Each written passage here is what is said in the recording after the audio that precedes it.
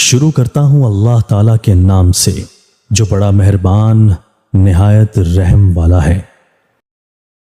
حضرت ابو ہریرہ رضی اللہ تعالیٰ عنہ سے روایت ہے کہ رسول اللہ صلی اللہ علیہ وآلہ وسلم نے فرمایا، قیامت نہیں آئے گی جب تک کہ ایسا وقت نہ آ جائے کہ غیر معمولی بہتات ہو مال کی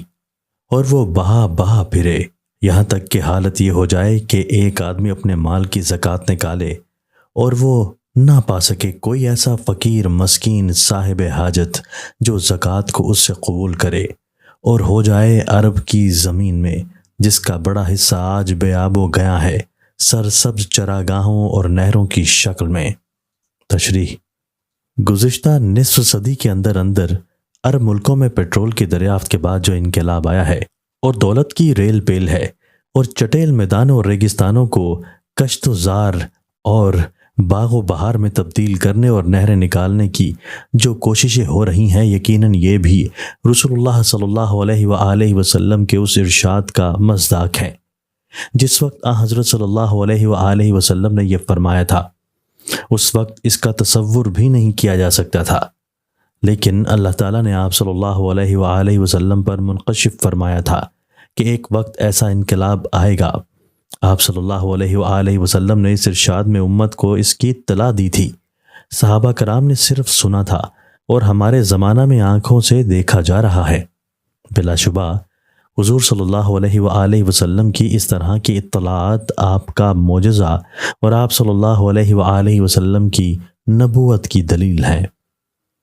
حضرت عبداللہ بن عمرو بن عاص رضی اللہ تعالیٰ عنہ سے روایت ہے کہ میں نے رسول اللہ صلی اللہ علیہ وآلہ وسلم سے سنا، آپ فرما رہے تھے کہ قیامت کی نشانیوں سے سب سے پہلے جس کا ظہور ہوگا وہ آفتاب کا طلوع ہونا ہے مغرب کی طرف سے، اور لوگوں کے سامنے چاشت کے وقت دابت الارض کا برآمد ہونا، اور دونوں میں سے جو بھی پہلے ہو دوسری اس کے بعد متصلہ ہوگی۔ تشریح: ظاہر ہے کہ جس وقت رسول اللہ صلی اللہ علیہ وآلہ وسلم نے یہ ارشاد فرمایا تھا اس وقت تک اللہ تعالیٰ کی طرف سے آپ پر اتنا ہی منکشف کیا گیا تھا کہ قیامت کی علامات کبریٰ میں سے سب سے پہلے ان دو غیر معمولی اور خارق العادت واقعات کا ظہور ہوگا۔ ایک یہ کہ آفتاب جو ہمیشہ مشرق سے طلوع ہوتا ہے وہ ایک دن جانب مغرب سے طلوع ہوگا، اور دوسرے یہ کہ ایک عجیب و غریب جانور دابت الارض کا خارق عادت سے ظہور ہوگا۔ اس وقت تک آپ صلی اللہ علیہ وآلہ وسلم پر یہ منکشف نہیں فرمایا گیا تھا کہ ان میں سے کون سا واقعہ پہلے ہوگا اور کون بعد میں، اس لیے آپ صلی اللہ علیہ وآلہ وسلم نے فرمایا کہ ان میں سے جو بھی پہلے ہو دوسرا اس کے بعد متصلہ ہی ہوگا، گویا یہ دونوں واقعے ساتھ ساتھ ہوں گے۔ دابت الارض کے خروج کا ذکر قرآن مجید سورہ نحل کی